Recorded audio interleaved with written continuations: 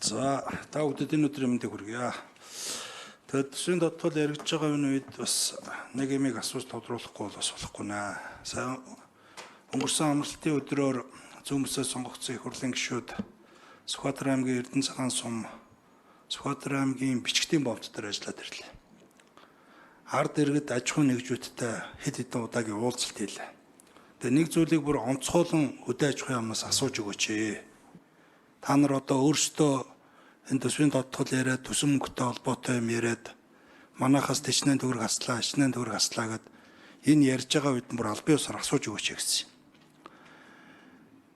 Бичгтийн бомт дээр саяхан би одоо хоног хугацааг нь бас нарийн хэлж мэдэхгүй байна.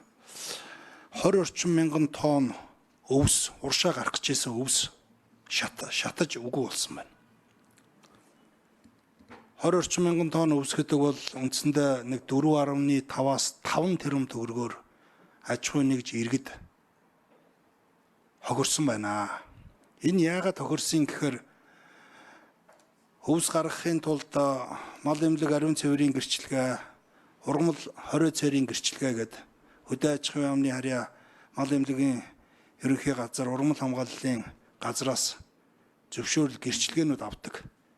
Энэ асуудал сая энэ хавар бүтэн 2 сарын хугацаанд олгогдоогүй байна.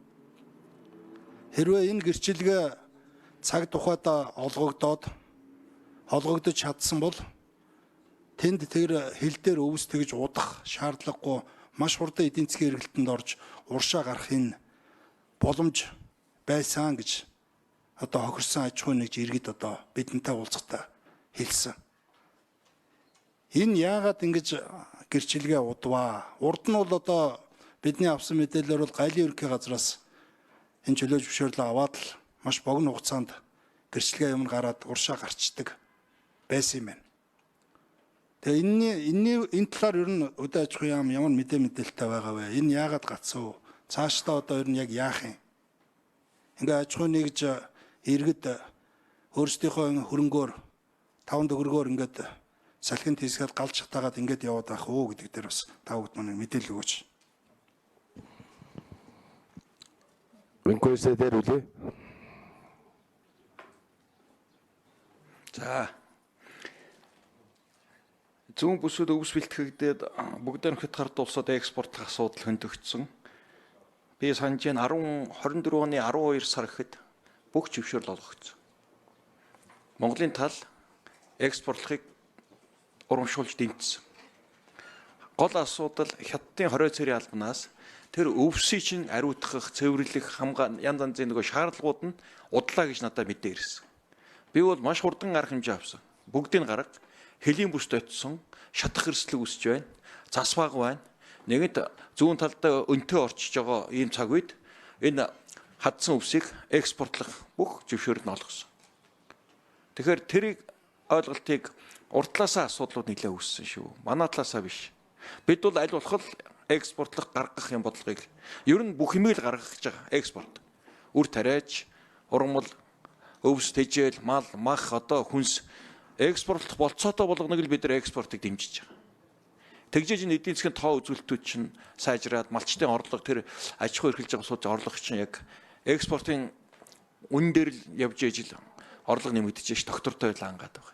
Тэгэхээр та тэр ямар аж ахуй нэгжийн яг надад нэрээр нөгмөр байна. Би бол яг гол аж ахуй нэгжээр нь хизээ өгсөн бичиг цаасаар нь бүтэн гаргаад би танд танилцуулъя.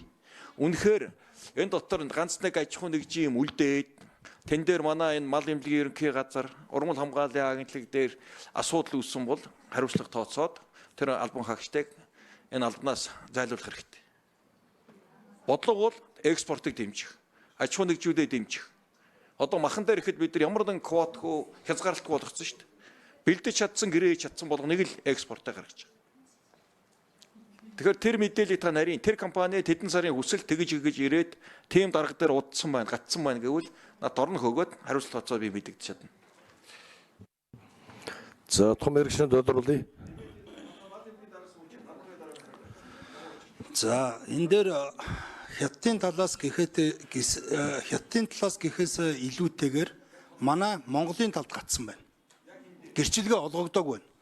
2 сарын 24-өөс 4 сарын 24-ний хооронд гэрчилгээ олгогдоогүй систем гацаатай, гэрчилгээ хэвлэгдээгүй гэдэг хэд хэдэн шалтгаан Монголын талд байна. Тэрнээс хятадын талаас тийм шалтгааллах зүйл байхгүй байна. Энэ дээр бас мэрэгжлийн хүмүүсээс нь нэмж та бас өөрөө тодруулга аваарай. Мэргэжлийн харьяа агентлагийн дарга нар энд байх шиг байна. Энэ дээр бас мэдээлэл өгөөч.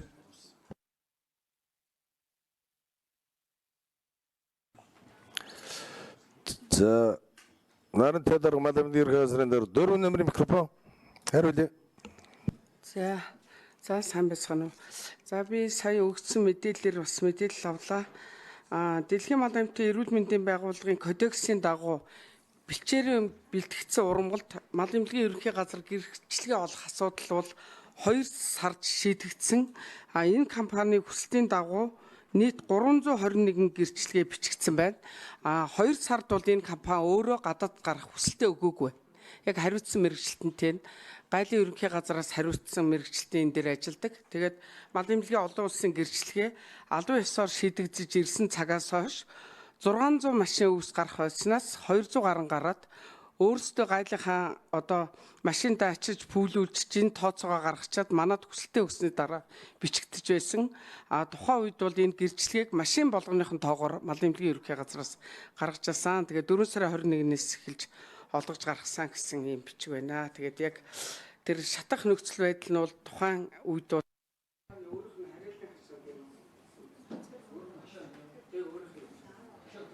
тодруулсан. Тэр бол хаан шатах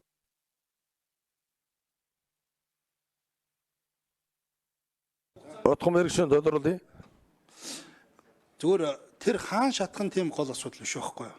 Цаг хугацааны хувьд хэрвээ тухайн 2 сар гэрчлэгээ олгогдоогүй тэр цаг хугацааг бид нэр хэмнсэн бол тэр өвс гараа авчихл ёстой байсан байхгүй юу? Зүгээр тэрийг л яриад байгаа. Тэрнээс биш одоо юу гэдэг нэг та нарыг буруутгах гэдэг зүйл биш. Энэ төрийн байгууллагуудын хоорондын шилжилтийн цаг хугацаа ч өөрөө их уртаа байгаа байхгүй юу? Өнөөдөр гайлын ерөнхий газараас танах руу шилжиж очоод дараагийн гэрчлэгээ бичигдээд явах хүртэл 1-2 сар болно гэдэг чинь бас харамсалтай биз дээ. Тэнд чинь бизнес эргэлдэж чинь, таван төгрөг эргэлдэж чинь, хүмүүс маш яралтай уршаа юмаа гаргачих энэ боломж олцоог бүрдүүлж өгөөч л гэж хүсэж байгаа юм зүгээр.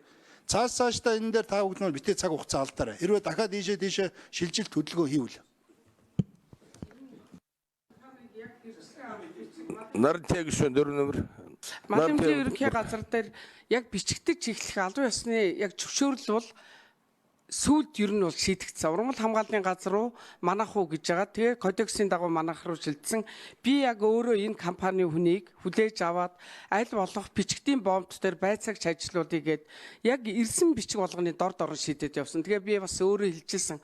Хаврын цаг хуурайшилт болж байна. Аль болох хурдлахгүй бол гээд хятад руу гарч байгаа компани гарчаад буцаж орж ирж ачигддаг байсан учраас жоохон хугацаа алдчихлаа гээд өөрөөсөө бол тийм ойлголттой байсан. Тэгээд жоохон ойлголтыг буруу өгсөн байна. Ерөнхийдөө манай бол мал эмнэлгийн ерөнхий газар гайлаас ирэх асуудал бол 2 сарын 15-наас эхэлсэн. 4 сарын 21-нд бичигдсэн. Тэгтээ мал амьтан тэдгэрийн гаралтай бүтээгдэхүүний гэрчлэгээ бол манай дээр бичигдсэн. Ургамлын асуудал бол бичигддэггүй байж байгаа сүүлд шийдэгдсэн асуудал.